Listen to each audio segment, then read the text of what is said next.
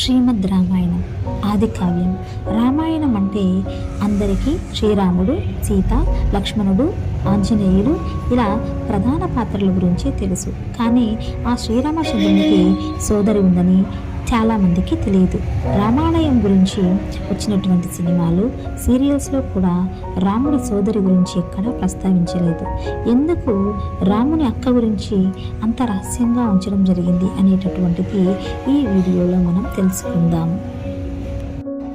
వాల్మీకి రచించినటువంటి వశిష్ఠ రామాయణానికి చెందిన ఆది పర్వంలో దశరథుడు ఎలా రాజు అయ్యాడు అనేది వివరించారు.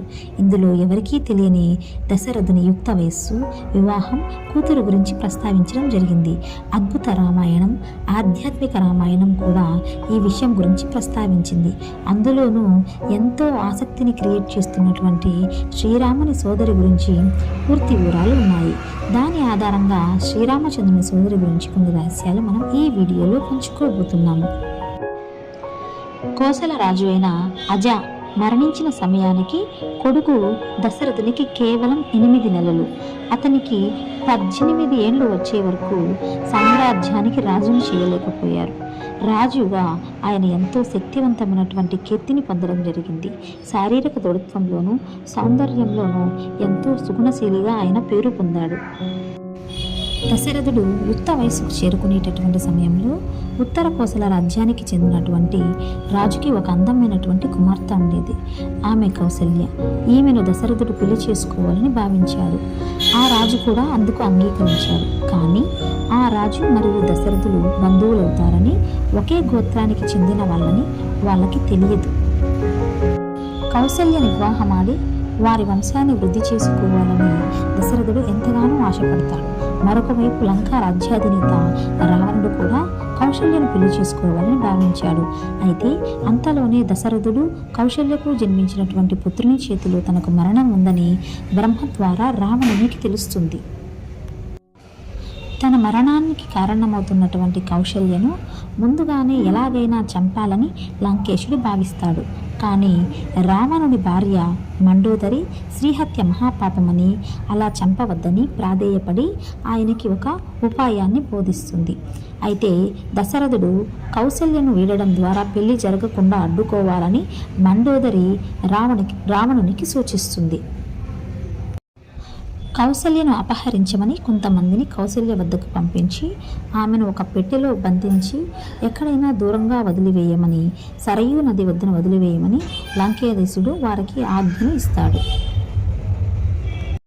అయితే ఒకరోజు సరయూ నది దాటుతుండగా నదిలో కొట్టుకుపోతున్నటువంటి పెట్టెను చూసి నదిలో దూకి ఆ పెట్టెను ఒడ్డుకు చేర్చినటువంటి దశరథుడు కౌశల్యను అందులో చూసి ఆశ్చర్యపోతాడు.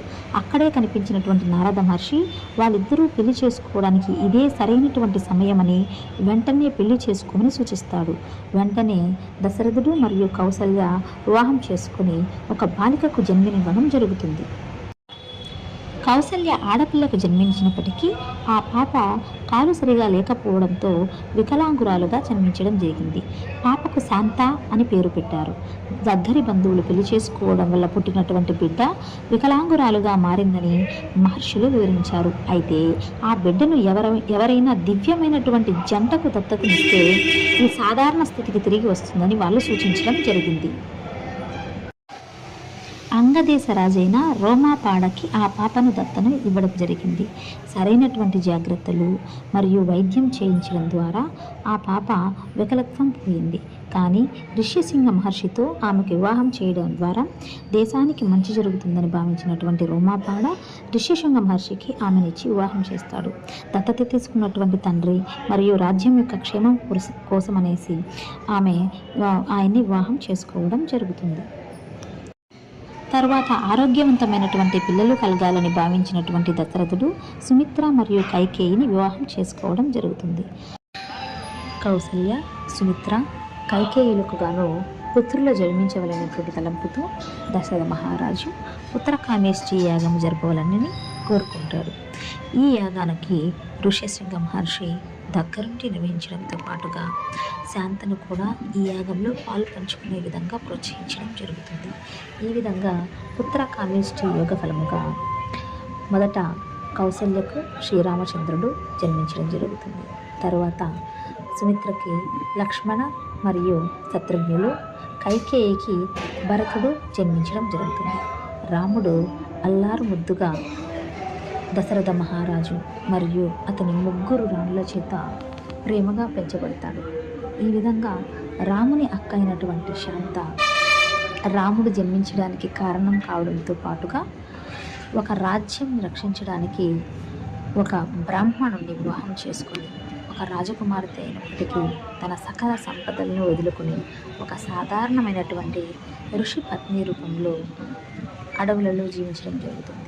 శాంత చేసినటువంటి త్యాగాలు ఎన్నటికీ మరువలేనిది.